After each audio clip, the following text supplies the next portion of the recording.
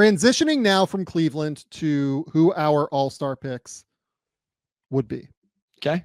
We can start with the Eastern Conference. Perfect. I think that there are in the East 1, 2, 3, 4, 5. I think the starters in the East are very clear. Okay. I think is what I would say. I will let you go first. Who were your 5 starters, knowing that you have to have 2 guards and 3 front court players? Oh, is that what I have to do? Because in the Western Conference, I did not do that because I wanted to have fun. So I'm going to disagree with that ruling. I had Giannis, Tatum, Mitchell, Brunson, Cat. That is the 5 to me. Okay. That is very clearly the 5 who should be the starters in the All-Star game. Just point blank. I don't even know. I don't know what the argument would be otherwise. I'd say what is the argument? Because I felt this way also and felt like I was oversimplifying. Also, I want to be clear. Like we went completely based off like on the court play, right? Like not the Yeah, no, we're talking on the court play. Like, I don't care that LaMelo is first in the fan voting. Okay, yeah. So I'm saying like we don't care about. Okay, just we're not predicting or anything like that. We're just going our 12 spots based off what we've watched this year with any other factors. Correct. Like we're not considered this is the All-Star game, so the most enjoyable players or the most aesthetically pleasing or anything like. Okay, I just wanted to make sure. This is based on basketball. Okay. So Giannis so far is averaging 33, 12, and 6, shooting 61% from the field. Obvious starter. Jason Tatum, 28, 10, 5.5 assists per game, shooting 46, 37, 80. Obvious starter, right? Like we don't need to dig into those 2 at all. I think people are kind of underrating the season Jalen Brunson's having. I've talked about that kind of at length on the show throughout the year. Jalen Brunson's averaging 25 points per game. He's shooting 48, 40, and 83. But the big difference for him is he's averaging 7.7 assists per game, and he's doing an unbelievable job of orchestrating this offense. I think he has been actually better than Towns this year, even though Towns, continues to get many of the accolades, rightfully so, because Cat has also been unbelievable, averaging 25 points, 14 rebounds, 3 assists, shooting 55, 44, 84. I think Brunson has been a little bit more important just in terms of being able to make all of the pieces on this offense fit as the orchestrator and conductor of the show, while also making plays and passing and doing the right things. Yeah. The final guy here is Mitchell. Mitchell is down like right around 25th in the league in scoring right now. He's averaging 24, 5 and 5, shooting 46, 42, 81. Part of that is just because they spread it around in Cleveland. The reason that I gave Mitchell the nod over Garland is that Mitchell is a drastically better defender than Garland. That is a real factor there. I think that they are close offensively. Like I said earlier, I probably would give Garland like a very slight nod based on the importance to what he has done for Cleveland this year. But the defense is just kind of not close. And I think that Mitchell has been quite good defensively for what the role is this season. I would go with Mitchell over Garland as a starter for the East in the All-Star game. And that's where I watch those games and I think Mitchell is the best player on that team. And I think we will have a fun conversation because I will just spoil it. I actually ended up with Evan Mobley over Darius Garland while also having Garland in my group of players who maybe ends up getting 3 Cavs on the All-Star team. So I'll be interested to kind of have that conversation as we get into the back end of the roster. So yeah, I'll just spoil it. I have 3 Cavs and I have 3 Celtics. Interesting. Okay. So this will I have 3 Cavs, 3 Celtics, 2 Knicks. Those are by far, like not even close, the 3 best teams in the East. And to me, given especially that like Orlando's had its stars hurt this year, there's nobody else in that conference that has more than 17 wins right now. If we're ever going to reward the best teams in the East or the best teams, in one conference, this is the year to do it. So you went Derek White also. I have Derek White as well. Okay. Yeah. So I'll just list it out, right? In the 2 guard spots, I have Darius Garland and Cade Cunningham.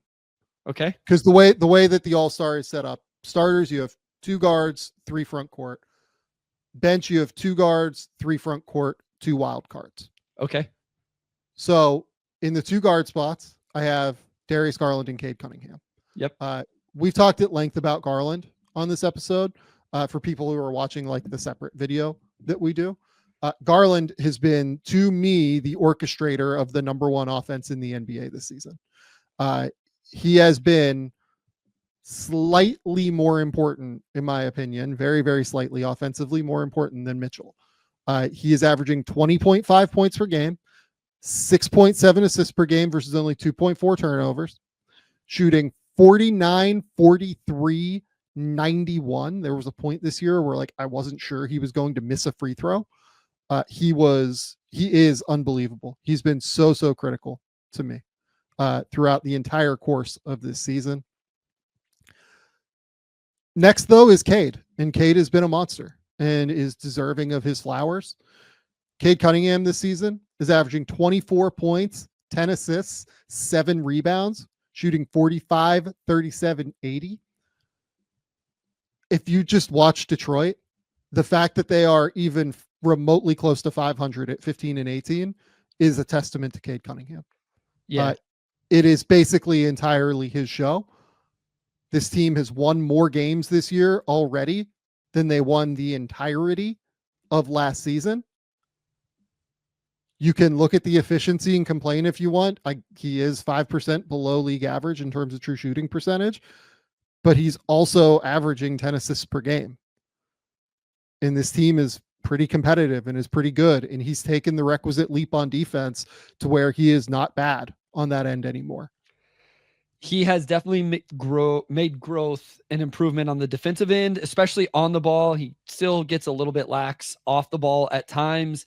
He's been really good. And so I was on a podcast the other day, the Kevin O'Connor, and he asked me like, what was the biggest growth this year? And I said, it's Cade Cunningham. Cade Cunningham is the reason that this team has improved this year. Like he is the number 1 reason. And yeah, so Rachel brings up a good point. Tim Hardaway Jr., Tobias, Malik Beasley, those guys in their spacing has had a major effect. I just want to point out, Cade still leads this team in everything. Their second best offensive player is still 3rd-year inconsistent Jaden Ivey. And Tobias has not been great offensively. Tim Hardaway Jr. has been very inconsistently. The one huge factor has been Malik Beasley, who may be top 5 shooter in the NBA this year and a real argument for 6th man of the year, at least in terms of the conversation. So it's not like Tobias has come in and, averaged 20 and 8 and really gave him a second option. So I've been really impressed with Cade. I know people get, annoyed with it and think it's an agenda and all of that. I think he's been awesome, and he's made improvements on the defensive end, as you mentioned. The 3 front court players that I have. So Mobley. I have Mobley. I have Jaylen Brown. Okay. Yep. And I have Franz Wagner here still. Okay. So Franz is going to miss, right? Like Franz is just not going to be there at the end of the day. He's going to have to miss this game. That's the reality. Like, so did you give a replacement then for him? I did. Okay. We'll get to it in a second. Okay. Who were your 3 front court players? They would have. Okay. So I didn't actually do it the same way you did. I just put 12 players because I hate all these stupid rules, but I have Cade and Darius in here, Jalen and Evan. And then I had Franz as like, I have injured by his name. So we're in lockstep so far. I assume the differences will be coming soon. Yep. My first wild card is Trae Young. Same. And I know that Trae Young, like I get it, guys. I know that Trae Young is having arguably his worst shooting season of his career. That is a real thing, and I don't want to discount it. He's shooting 34% from 3. He's averaging 12 assists per game. If you watch that Hawks team, he is everything for them on offense. He is responsible for creating every single thing that they do on that end of the court. Jalen Johnson's been great, don't get me wrong, but like Jalen is more taking advantage of what like Trey and those guys kind of create for him in half court situations. Jalen's great in terms of getting out in transition and creating offense that way, but like anything in the half court, DeAndre Hunter, Jalen Johnson, the bigs, it is all so reliant on the Trey Young gravity that is created and on Trey's ability to defend at a high level. Or not defend, I'm sorry, to create and pass at a high level. Yeah, listen, like I know people are going, Jalen Johnson was very much on my short list. And if this team, I have Jalen on my short list as well. I have like a group of 19 guys here, and Jalen is on that 19 player list. Yeah, I had roughly the same amount of people, and he wasn't even at the end of that list. And I'll be honest, I disqualified pretty much anybody that wasn't at least in the play-in game. And so I guess the one thing I did try to do was, I did try to represent as many teams as possible, but I didn't give a whole lot to the teams at the bottom of the rankings. And maybe that's wrong. That's just kind of how I went about it. But why do people, okay, we'll finish it. Sorry. Yeah, my bad. So Jalen was very much part of the conversation for me. And it just was like, because like you said, Trey driving everything offensively, kind of just won it over just by a little bit. So yeah. My second wild card is Damian Lillard. I was going to say, why are people freaking out on us right now? Yeah. My replacement is Derek White for Franz. So yeah, Damian Lillard's been awesome this season since those first 10 games. I think Lillard has been like, I think Lillard's like start to the year was pretty rough, and he's missed, I think 7 or 8 games so far this year, but Lillard's averaging like 25 and 8 right now. If you look at the field goal percentage, it doesn't look high, but because he's getting to the line like at will and drilling 37% of his threes, where he's taking 9 of them per game, he still has a true shooting percentage of 7% above league average. Dame has been fantastic this year. I think that any of these guards from Cade, Lillard, Trey, and Garland, you can kind of put them in any order. Yeah. Yeah. Like I'm fine with wherever you have them. I don't even know that like I really put the wild cards in order necessarily. I just like kind of have 2 wild cards listed here, and I have Dame and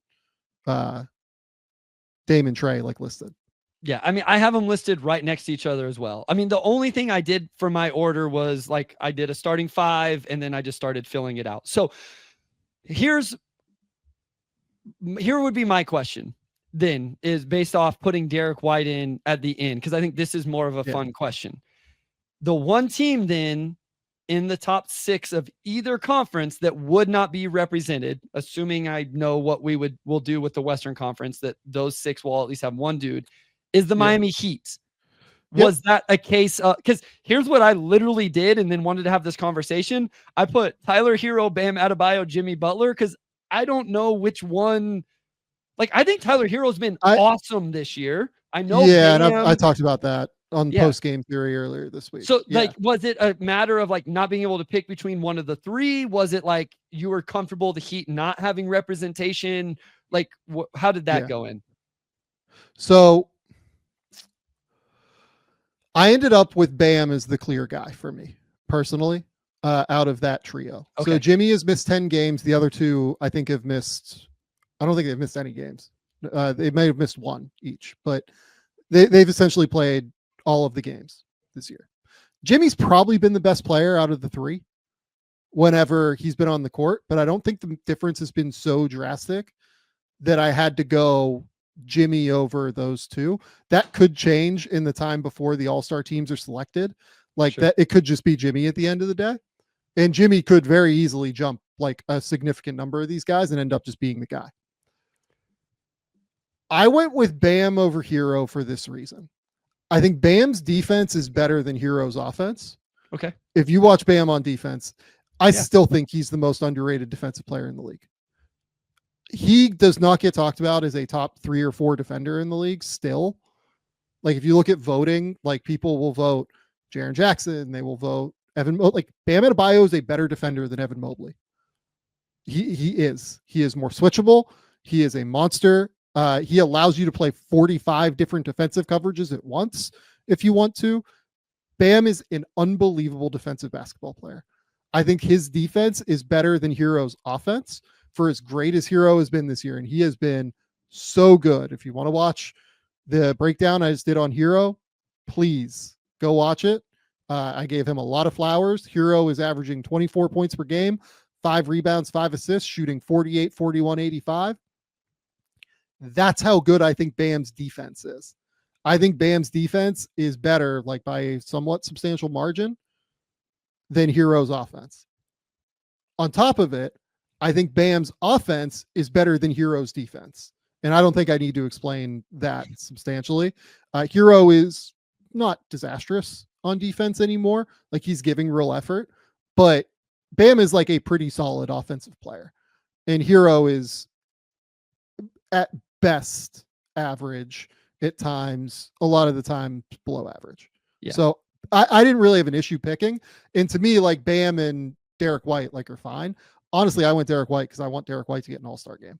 Yeah. I think that he is deserving of having made an all-star game at some point in his career, given this run with the Boston Celtics. This has been his, in my opinion, probably his best season there, where he's shooting 45, 40, 88 or 84, averaging 4.6 assists, 4.6 rebounds. He's been his stellar defensive self, particularly. So I do, at the end of the day, just kind of want him to be an all-star. Do I think Bam's a better player? Probably. Honestly, probably. But yeah, I would go. I went White over Bam for like really just like legacy reasons, probably more than anything. And that might be unfair. I'll acknowledge that from them. But honestly, like given that I've gotten rid of Wagner too, I might have to put a forward in. But yeah, I would go with that. And you know, Alex is saying the advanced stats are saying that Bam's defense is not that good this season. Guys, Miami's defense is the only thing holding them up right now. They are top 10 in defensive rating. They're like top 15 in offensive rating too because of Hero, but like they're a really good defense. I don't really care what the advanced numbers say because Miami builds its entire fucking defense around Bam. Like that's the entirety of what they're doing. You can't say that like this team that has a top 10 defense, Bam is not having a great defensive season based off of the numbers when the entire thing that Spo does is build the defense around Bam's switchability and his versatility as a player. So yeah. I think the one place we had the same starters. I think we'd have a lot of the same, especially consider, just Franz as an injury replacement. I probably would still go Bam over Derek White. And that would be my 12th. As I was looking at Heat players to represent, I think I probably would have went with Bam over those guys. I just kind of wanted to give Hero some love because I think Hero has been awesome this year. Hero ended up in my top 16. Yeah. So, and I feel pretty good about that because he was a guy when we did our 24 under 24. I kind of wanted to mention when we did that and has been really good this year. Some other names I had, we mentioned Jalen Johnson. I thought Pascal, just because the Pacers, even though underperforming, they're still 8th in the East right now. Maxey, RJ Barrett, Scotty Barnes, and like I did put Lamelo Ball down because he is averaging 30 a game, even though his team has only won 7 games. Yeah. Like I think people know I'm not the biggest Lamelo guy. Sure. I get it. I get the appeal. He's averaging 30 points per game and is deserving of credit here. I ended up with him like 17th or 18th personally. His defense is so bad that I just can't. I can't rock with it. No, he would be there for like just looking through the list. He would be around that number for me as well. Yeah. Like comparing him to Cade, like Cade has taken like real strides on defense. They're basically like pretty efficient, pretty similar in terms of scoring efficiency right now. And LaMelo's averaging 6 I think, points per game more. Cade's averaging 2.5 assists per game more. He's drastically better defensively. This is also like Cade's team is 15-18 and LaMelo's is 7-25. And I don't know, like, I guess you could tell me that Detroit has a better roster, but it's not like crazy. I mean, is Cade's second best player that much better than LaMelo's second best player? Is, like, I don't know. So, I mean, I would argue Brandon Miller is better than anybody else on Detroit right now. Like, Brandon Miller is better than Jaden Ivey. As far as a prospect at the very least. So, I mean, I would argue he's a better basketball player right now. Sure. In all honesty. Yeah. So that's I think that like Miles Bridges is a better basketball player than a lot of the guys on Detroit, right? You can obviously say injuries. Like Charlotte has dealt with a mess of injuries. Here's the other thing though with LaMelo on why I ended up knocking him down. He's missed 10 games. Like, he's missed a third of the season so far. It is the real reason why. Like, Hero has played all of his games. Maxey, I think, has played like a decent amount more, maybe 4 or 5 more than what LaMelo has. Yeah, he's played 4 or 5 more. And I still didn't have Maxey in this thing either, by the way. Derek White, I believe, has played most of their games. Dame has missed, I think, 6 games or so. Yeah, like, to me, the fact that the team is terrible, they're 6-16 with LaMelo, too, by the way. He's missed 10 games.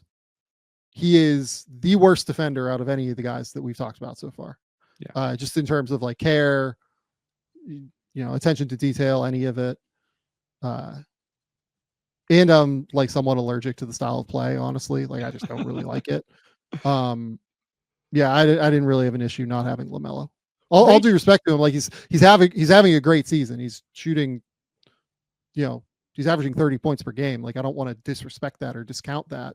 He's averaging 7 assists. It's just, I'm not a LaMelo guy, and I think people, at this point kind of get that. Mr. Ray says LaMelo plays defense like him out there. Yeah, he plays basketball how I played men's league, where I got a bunch of points but didn't go inside the 3-point line. Rachel, why did you say earlier I think everybody is idiots? That's not true at all. I love everybody in the chat, in the comments. I think we have I don't look at the comments usually because I've said this, like, my love language is words of affirmation. And so I take it very personal.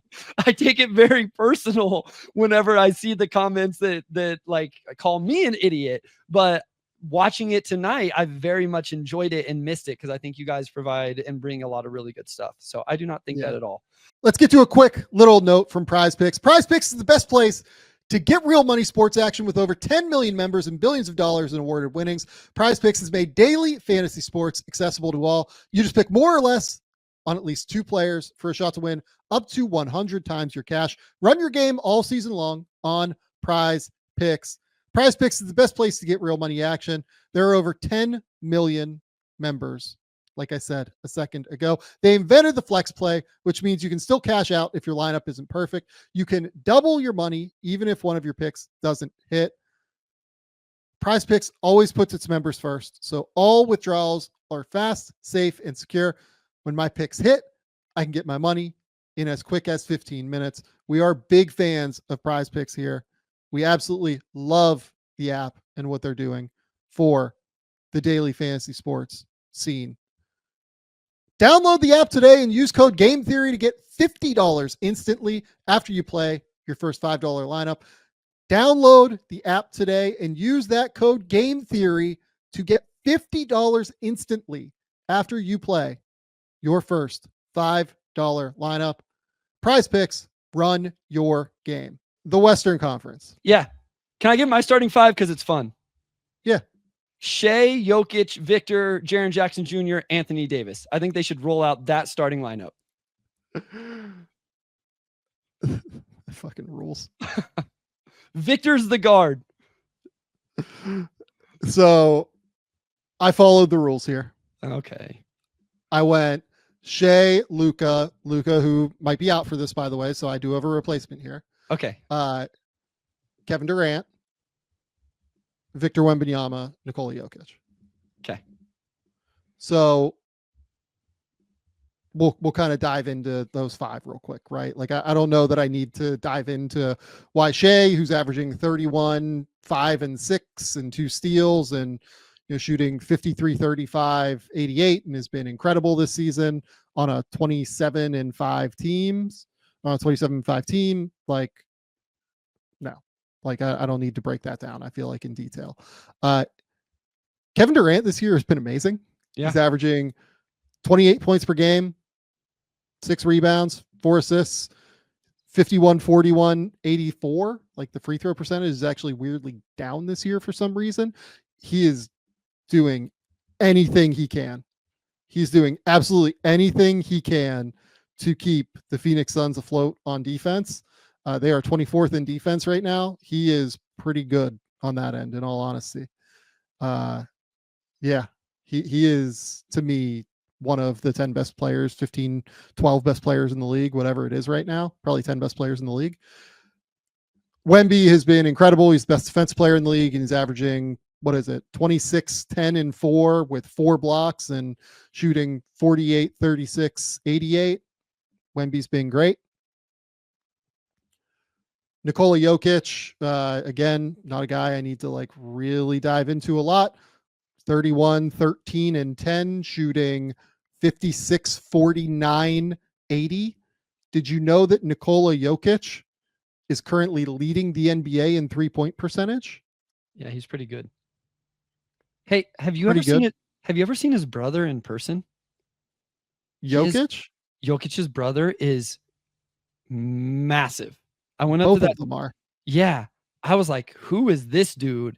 Yeah, they're both like 6'5", 6'6". They're big dudes. Wow. The one was a cage fighter. That's what somebody said. Like, I don't know. I just saw him walking down the hallway and I was like, oh my God. Like he's probably like an inch taller than you, I would guess. Like he's like he was taller than me for sure. Yeah. Yeah. Like he's a massive dude. And 150 pounds of muscle stronger. Yeah. Like he's wild, dude. I went with Luka. Luka again has missed 10 games, but Luka's been unbelievable. He's been incredible when he's been on the court. He's averaging 28, 8 and 8, 46, 35, and 77. People are wondering in the comments, why do we care about missing 10 games for Lamelo versus missing 10 games for Luka and KD? Luka and KD are drastically better than Lamelo Ball. I don't think I need to explain a crazy amount more there. And I think that the difference between, honestly, the one that I really strongly considered was Jaren Jackson or Anthony Davis for KD. And I did very much debate whether or not I should discount that a little bit. And I really thought about it with AD specifically. Like AD has been amazing this season. He's averaging 26, 12, 4 and shooting 53% from the field. He's stepping away and shooting a little bit more. If you want to start AD over that, I'm totally good with it. Yeah, so I actually didn't have KD in my starting group. Like, I guess I just knocked him a little bit because his team is below 500 right now. And the Memphis Grizzlies are 23 and 11, and even the Lakers are 18 and 14. And so I probably would have had those guys. Also, guys, don't yell at us till we get through the whole list of players. We haven't left anybody off yet. We will leave some people off that you're going to be mad at us about, but we haven't done it yet. And then I had Luka as an injured player, so I didn't have him in my 12. Yeah, so I put Luka in and then named a replacement. Perfect. Same thing. Okay. Guards. I still have Steph. Steph is... If you watch that team play, they would be absolutely nowhere without him. Yes, he's averaging 22, 5, and 6 this year. And I guess that you could say that the efficiency on the interior particularly is a little bit down. That's why his true shooting percentage is merely 5% above league average as opposed to its typical 10 to 15% above league average. But man, the reason for that is because they just have nobody else on offense that can consistently create a shot. All due respect to Andrew Wiggins, Kuminga can, but it's really hard to have Kuminga on the court defensively. And he only creates shots for himself.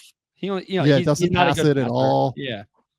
Yeah. The Pod's leap just has not occurred. Buddy Hield has been quite poor, Say it's honestly, regressed for like since the last start of the year. 15 games. Yeah. Yeah. D'Anthony Melton got hurt after 6 games. They just really have nobody else. Schroeder hasn't Like- been good yet. Like that hasn't worked out great so far. Yeah. It's just not even close to me. Yep. He is clearly an all-star, I think. I have him on My my s- list. He was towards the bottom of my list though. Like he was in my Yeah. 12, but he's a little bit further down the list. My second guard was Kyrie. Yep, I have Kyrie also. Kyrie's averaging 24, 5 and 5, shooting 49, 44, 90. Continues to just be an offensive driver, unlike many others in the league. Like I said, I think this Dallas team is probably the 4th best team in the league when totally healthy. He has been awesome. He has been so good this year. Playing off of Luka, playing without Luka, he is so capable of doing whatever Dallas needs for him. And he's gotten better defensively. Like, to me, Kyrie is a no-brainer. Yeah, I mean, I had him on our all NBA list whenever we did it a couple weeks ago. Yeah. That may have been a little bit too much, but I just find myself really being impressed with the way he plays. And as you mentioned, I think it's playing off of Luka and then being able to transition that mindset into being the guy when Luka is off the court, along with the defensive impact. Obviously, there's some size limitations with Kyrie. I understand that, but I think he's been awesome. Yeah. Forwards. Anthony Davis, I've mentioned earlier, very strongly considered him as a starter, went slightly with Kevin Durant. You want to go the other way? I'm totally good with it. Honestly, I kind of went with KD as a starter, probably more for lineup balance than anything. Sure. I'm already starting Wemby and Jokic. I thought it made a little bit more sense. Second guy that I think you absolutely unequivocally have to have is Jaren Jackson, who is a guy that you had as a starter. Explain why you had him as a starter. I just think he's been awesome for that team that is second in the Western Conference right now. And he does it defensively. But what we've seen, and we've talked about this a little bit, is he's taken the offense that he was forced to do last year in a usage that was higher than what he was capable of. It's scaled down now a little bit, and now he's doing it more efficiently. He's averaging, Sam, almost the same amount of points this year as what he did in that season last year, but on almost 2 less attempts per game because his percentage is up 5%. I know the rebounding is always a question. It's up a little bit from last year. I just think this was a little bit, I've found as we go through this is why I enjoy doing these, because all of a sudden I realize like maybe I weighed things a certain way. Like I just really valued the Grizzlies being the number 2 seed in the West. And I think Jaren Jackson Jr. is the most deserving Grizzly, for them. And so that's why he definitely was on my team. Also has been just like a fantastic player overall. Defensively this season, just won the Defensive Player of the Month award for December. Yeah, just has been absolutely terrific. Alexandre, there's 4 teams, right? The new All-Star. One of them's the Rising Stars team, though. Okay. Or not the? Is it the? It might, if it's Rising Stars or it's like a G League team. It's something like that. I can't remember what it is, but yeah. So each team has 8 players. So we're naming 24 players, and we're trying to come up with like starters. There you basically.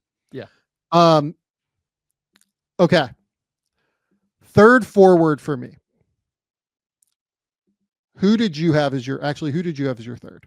Well, I didn't do it like that. So I guess the 2 guys, like I have Şengün and J-Dub on my list. So it's one of those 2 guys, I guess. Okay. So I have both of those guys as well. So I ended up. I literally just named 12 guys. I didn't adhere to the All-Star policy. Yeah. So I ended up with J-Dub slightly ahead of Şengün. Okay. And I have Şengün as my like wild card. Like, I think he would be my second wild card right now. Got you. Why J-Dub here? Let's go with to start. He has been one of the best defenders in the league this year. He is a real case as an all defense guy, in my opinion. 21 points, 6 rebounds, 5 assists, shooting 48, 36, 79. He is a critical part of their offense. He's really their only other creator beyond Shai Gilgeous-Alexander. That is why the shooting for him is down a little bit, in my opinion. He has been absolutely elite as a defensive player. He just kind of does everything for them. And this is a team that desperately deserves, if there's a team in the league that deserves 2 All-Stars, it's Oklahoma City. There's just like no doubt about that. So I ended up with J-Dub as an All-Star. I felt the same way in terms of, I don't believe I have 2 whenever you consider that Luka. Yeah, I don't have a team with 2 All-Stars when you consider Luka being injured. So I thought Oklahoma City definitely deserved that recognition. Yep. And then the other guy here is Şengün. He's averaging 19, 11, and 5. 43% from the, or 49% from the field. He's been a little bit more inefficient than what I think we all hope for from a guy who is okay on defense. Like, I don't want to sit here and say he's been a problem on defense at all. Like, their defense has been a big portion of why they've been successful this season, if not like the sole portion that they've been successful this season, because they have the number 2 defense in the league. But he is probably the 4th most important defender of their starters. Like, to me, like, Fred is a better defender than he is. I think that certainly Dylan Brooks is, Amen Thompson is, Jabari is, a better defender than what he is. Tari Eason obviously as well. Eason's been out for a little bit now, though. I do think that his offense, though, is really the only thing that kind of makes their offense workable consistently. Fred has not had a great shooting season. Jalen Green has just had a poor season at the end of the day. There's not another way to put that. I think that a big reason why the efficiency for Şengün is down is because teams really sell out to stop him and then just close out late to guys like Dylan Brooks, Jalen Green, Fred. Like, they don't really care about those guys as much. Yeah, like I think Şengün has been really, really good. Like, Şengün has been really, really good this year and is deserving of an All-Star berth. Yeah, I'm with you. Again, this is the 3 seed in the West. They obviously are, to me, needed representation. I looking at the on-offs on B-Ball Reference, just watching the games. I think Şengün, like you said, offensively, the usage he takes, I think he is improved defensively. It'll be interesting. Like, does he start making some of these shots? I think an area where he definitely hasn't been as good, 0 to 3 feet down, but also the 3 to 10 feet, like the little floater game and all of that. So it'll be interesting to see if that starts to uptick as the season goes on. But yeah, I definitely had him on my list. Yeah.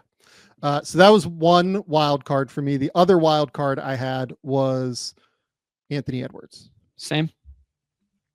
Anthony Edwards has been fantastic this season. He is not the reason that this team is a problem. That is a number of factors, from Mike Conley to, the fit of Julius Randle to any other of different things you want to point out. He's averaging 25 points per game, 6 rebounds, 4 assists. I will say, like, I would like the turnover stuff and the decision-making stuff to get cleaned up at some point before I have him ahead of Curry and Kyrie for this thing right now. That's the difference between him and those two for me this season to this point. If you wanted to have Ant ahead of either of those two, I'll understand it. But to me, Ant is the last, like, very clear name here. Yeah, I have Anthony Edwards here as well. Yeah, I mean, we don't need to do a whole segment on the Wolves, but you mentioned Mike Conley, Jaden McDaniels offensively hasn't grown. Julius, like, the ball just stops. And like, whenever he touches the ball, like, there's just no flow whatsoever. But Ant, the shot making is ridiculous. He's shooting 42% on almost 10 threes a game. Like, while there is some conversations about the free throws and getting downhill, he's still averaging 25. You mentioned the playmaking. I'm interested to see how that looks in the playoffs this year. I'm also interested to see, like, maybe my expectations are too high on the defensive end, but I would like to see some of that continue to grow as well. But to me, he was definitely here. This whole conversation came down to the names we're about to have. And I think this is where people are going to get upset, because I've seen, 2 of the last 4 comments have mentioned 2 of the names. And so I think this last spot is where I had the most difficulty. So I'm interested to see where you go. Okay, so John Moran has missed 14 games, but I still kind of put him on my longer list. Yep. Didn't choose him. I will I say did not. that. I did not. Norman Powell's been ridiculous. Yeah. Been like totally ridiculous as a scorer and his efficiency. I've James Harden actually ahead of him though, because I think that Harden is the guy that like really stirs that drink.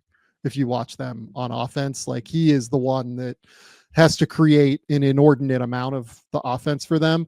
That's why the efficiency numbers are down. I totally get it. If you think you want to pick Powell ahead of him, I don't have an issue with that. But when I watch that team, I think that Harden's the one that's like really making their offense go, as opposed to Powell, who's really finishing plays at a super high level. It came down to me to De'Aaron Fox. Yep. That's the other name. Who has been absolutely terrific this Yeah. season. Do you want to say the other name? LeBron? Booker? Yeah. Like LeBron and Booker are the other. These were the only names on my list, are the ones we just named. And I have really struggled with the James Harden, Norm Powell thing. I think what I would like to do is give it to a Clipper, because De'Aaron Fox has been incredible. And again, maybe this is where I just like weight standing too much, especially in a Western Conference. But I felt like the Clippers being where they're at right now, I wanted to give it to them. I really struggled to decide between those two guys, Sam. I with you. I think Harden stirs the drink, but man, if he didn't have Norman Powell running the wing and converting all of this, that drink wouldn't taste as good either. So I'm okay either way with what people would want to go between those two. I went with Fox. I love it. Well, there we go. We don't have to. I went with Fox. You go with De'Aaron Fox, so that way you don't have to have the James Harden versus Norm Powell conversation. There we go. That's easy. I totally get it. I understand why someone would pick Norman Powell. I understand why someone would pick a Clipper and James Harden. Fox is averaging 27, 5, and 6 this year. He's shooting 49% from the field. I think he's been pretty solid on defense. I think he's the guy that drives it way more than what Sabonis does for them. Yeah, to me, it's De'Aaron that's been the guy. I'm cool with it. Like literally my list, De'Aaron Fox was the next name. And the only reason that I wouldn't have put him over Harden and his Powell again is because I felt like a team that is top 6 in the West at 19-14, quote unquote, needed representation, however you want to say it, over what the Kings have been this year. I think it's easy to probably make the argument that Fox has been better than both of those guys. So I understand. I get it. I would have went with one of the Clippers, but in fairness, I don't know which one I would have chosen. So why no LeBron? 23 points, 7 rebounds, 9 assists. Why no LeBron for you? I mean, we've talked about it, right? Like the on-off numbers speak for themselves. To me, again, I didn't think another team I wanted to put another, 2 players from another team other than the Thunder. And so, like, obviously I considered him. He was the next name after De'Aaron Fox. So he's right there. But I was just more comfortable with some of these other players and including teams that hadn't yet been represented. When I've watched the Lakers this year, well, we know that the LeBron defense this year has not been very good. Yeah. Like we can acknowledge that. It's been a real factor. It shows up in all of the on-off numbers, right? With him on the court, despite the fact that he shares his minutes with Anthony Davis like a significant amount of the time. LeBron has played 1,000 minutes this season. He's played 700 of them almost with Anthony Davis. When LeBron is on the court, they give up 118 points per 100 possessions. Actually, no, I'm sorry, 119 points per 100 possessions per play-by-play stats. They're actually better offensively without LeBron on the court too right now. And I can't really wrap my head around that in terms of the All-Star category. I think that LeBron is, continued to defy age, averaging 23, 8, and 9 this year, but they have played better without him on the court this year. Now, like, does that mean they're better without LeBron? Absolutely not. But when we're talking about like the top 12, 13 players in the league in the West this year, I went with other players ahead of LeBron. Yep, I'm with you. Okay. I liked my top 12, to be honest. I thought I had an easier time getting to 12 in the West than I did in the East. Yeah, I think I would agree. That's not true. 13 with Fox was hard. So that's not entirely. I had more names from like 10 to 16 in the East, I guess, where that's what made it hard. Where in the West, I kind of just had to make the one decision between the Clippers guys and De'Aaron. Yes, for the East, as YouTube user says, we all know LeBron's going to get there, which makes you realize that somebody we just named isn't going to get there on top of the conversations we're already having about one of the Clippers guys not being on it or De'Aaron Fox or something like that. My guess is it will be Şengün that gets left out. Sure. Yeah. If you made me bet, like I would guess it would be Şengün that gets left out, but we are naming him. All-star starters for the East: Donovan Mitchell, Jalen Brunson, Jason Tatum, Giannis Antetokounmpo, Karl-Anthony Towns. Guards: Cade Cunningham, Trae Young, Darius Garland, Damian Lillard, two of those guys as wild cards. Forwards: Franz Wagner, Jaylen Brown, Evan Mobley, and then I have Derek White as an injury replacement for Franz Wagner. If I do need it to be a forward, which it might actually have to be now that I think about it more, I would have Bam as the guy there. In the West: Shea, Luka, Kevin Durant, Victor Wembanyama, Nikola Jokic. My guards would be Kevin Durant or Kyrie Irving and Stephen Curry. My forwards off the bench would be AD, Jaren Jackson, and Jalen Williams. Wild card spots were Anthony Edwards and Alperen Şengün, and then had De'Aaron Fox as my wild card. Bryce, who did you have? Yeah, you had the same in the East, I think, right? Yeah, I would have had Bam in the East for Franz, and then in the West, I would have gone the Clippers guys over De'Aaron Fox and Alexandre. I understand what you're saying now with the 3 teams and 3 different starters. So yeah, I understand what you were asking now based on what. Yeah, it makes it tougher because it's so intermixed. But yeah, I got what you were asking now. So who wins? Yeah, like I don't know what to do with that. Yeah. I know that they're drafting, but like I don't know, like in terms of the starters versus reserves, like how they're managing that whole thing. Yep. Cool. In the West, who did you have? All the same people as you, other than, again, I would have went with I didn't have KD starting, and I would have went with either Harden or Powell over De'Aaron Fox. I would have given a Clippers guy a nod. Yep. Totally fair.